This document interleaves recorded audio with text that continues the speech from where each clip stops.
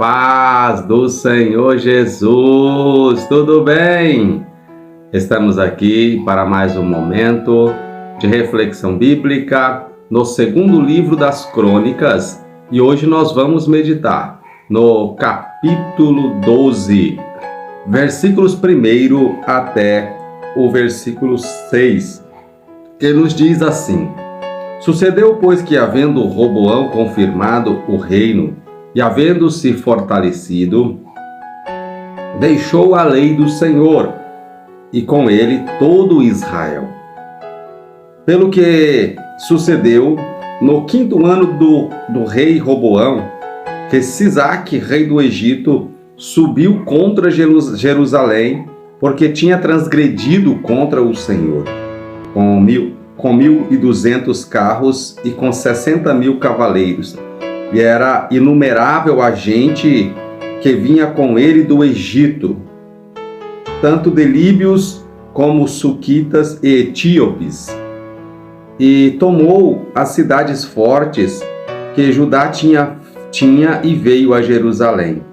Então veio Semaías o profeta a Roboão e aos príncipes de Judá que se ajuntaram em Jerusalém por causa de Sisaque e disse-lhes: Assim diz o Senhor: Vós me deixastes a mim, pelo que eu também vos deixei nas mãos de Sisaque.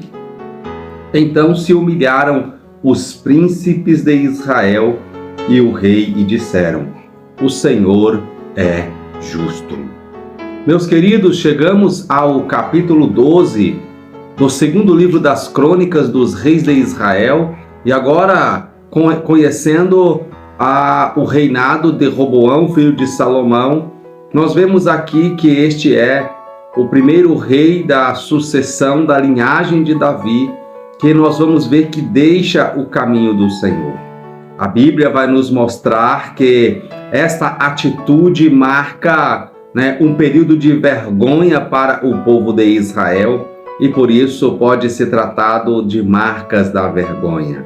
Vejamos que o texto diz que depois que Roboão ele fortalece, ele estabelece o reino, então ele deixa os caminhos do Senhor. Olha que quando nós olhamos para esta atitude de Roboão, ela representa a atitude de muitas pessoas que eles se aproveitam da boa vontade do Senhor e buscam ao Senhor até que conseguem estruturar suas vidas, conseguir fazer aí um pé de meia, como diz o nosso ditado popular. E então, depois que tudo está organizado na sua vida, então deixam ao Senhor e não querem mais servir, não querem dedicar mais tempo ao Senhor, mas querem apenas viver as suas próprias vontades. Esta foi uma decisão que Roboão também tomou. A Bíblia nos diz aqui que ele, depois de haver confirmado o reino, de haver fortalecido o seu reino, então ele deixa a lei do Senhor. Ele deixa a lei do Senhor.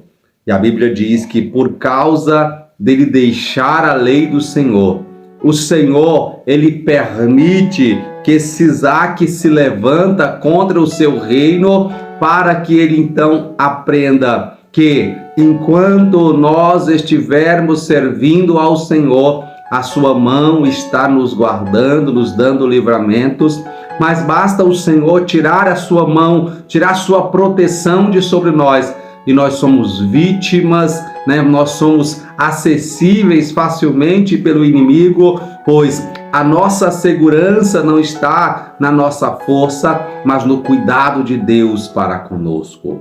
Ei, quando o profeta Semaías, ele vem a Roboão, ele diz assim: olha, porque você deixou o Senhor também te deixou na mão de Sisaque.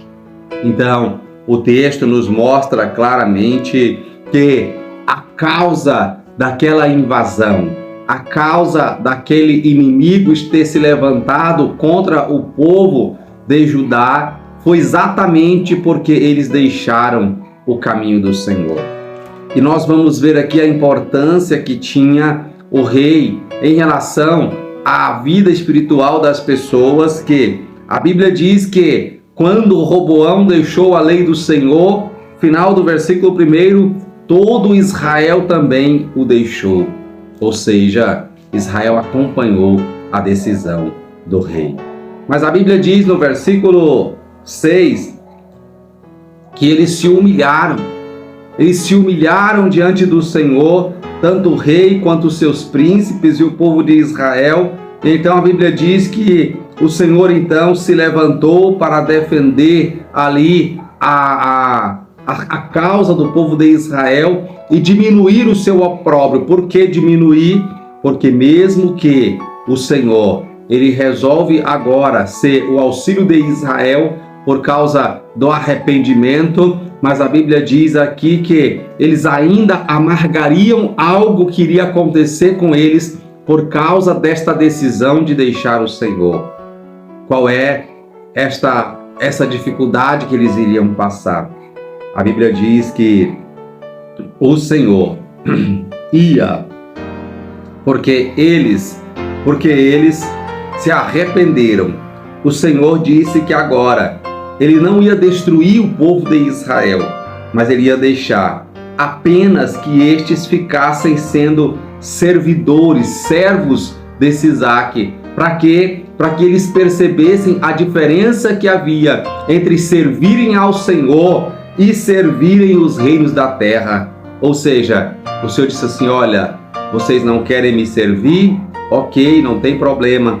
Então eu vou deixar com que o inimigo oprima vocês, para que vocês percebam como é ser servos meus ou como é ser servos dos seus semelhantes, como é ser servos daqueles que querem o vosso mal. Ei, às vezes nós achamos tão pesado o jugo que o Senhor coloca sobre os nossos ombros, ainda que o Senhor diz que eles são leves, que eles são suaves, mas nós nos achamos tão pesados. E aqui o Senhor diz para o povo de Israel, no reinado de Roboão, que ele iria mostrar para eles que muito mais pesado era o fardo que esse Isaac ia colocar sobre os seus ombros. Muito melhor é nós servirmos ao Senhor. O fardo do Senhor é suave, o fardo do Senhor é leve sobre as nossas vidas, porque a Bíblia nos diz que Ele não coloca sobre nós um fardo mais pesado do que nós podemos carregar. Portanto, meus queridos, nós precisamos aprender que melhor é servir ao Senhor. E nós vamos ver também que, como um registro da vergonha do povo de Israel por servir a um Deus, a si mesmos e não ao Senhor, a Bíblia diz que Roboão amarga a invasão desse Isaac, levando todos os utensílios de valor do templo, da casa do Senhor, todo o ouro, toda a prata, e agora aqueles utensílios que eram utilizados na casa do rei,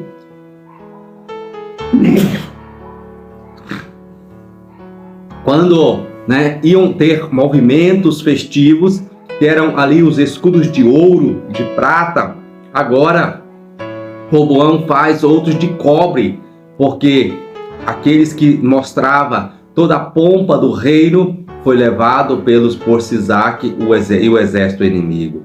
Ei, muitas vezes isso também é o que sucede conosco. Nós temos o mais precioso, as joias mais preciosas em nossas mãos, e nós não valorizamos, e o Senhor deixa que o inimigo tire isso de nós, e nós agora ficamos apenas com algo para mascarar aquilo que era precioso, para que nós venhamos lembrar que quando nós desprezamos o bem que o Senhor nos dá, Ele permite que ele seja tirado, para que nós possamos compreender que vale a pena nós servirmos ao Senhor e termos o melhor que Ele nos dá e desfrutarmos do melhor que Ele nos dá na sua presença, do que nós abandonarmos o Senhor e amargarmos a vergonha de ver o opróbrio vindo sobre a nossa vida. Que o Senhor nos ajude a permanecermos fiéis a Ele em todas as circunstâncias, e mesmo quando Ele nos encher de bens, mesmo quando Ele nos abençoar com fartura, nós não nos esquecermos de que é neste momento que nós precisamos continuar sendo fiéis a Ele e adorando-o, porque o mundo só quer nos afligir. Obrigado pela sua companhia. Deus abençoe você, Deus abençoe a sua casa, Deus abençoe a sua família. que nós possamos, em nome de Jesus, viver a cada dia a alegria da presença do Senhor. Até nossa próxima reflexão. Eu aguardo você.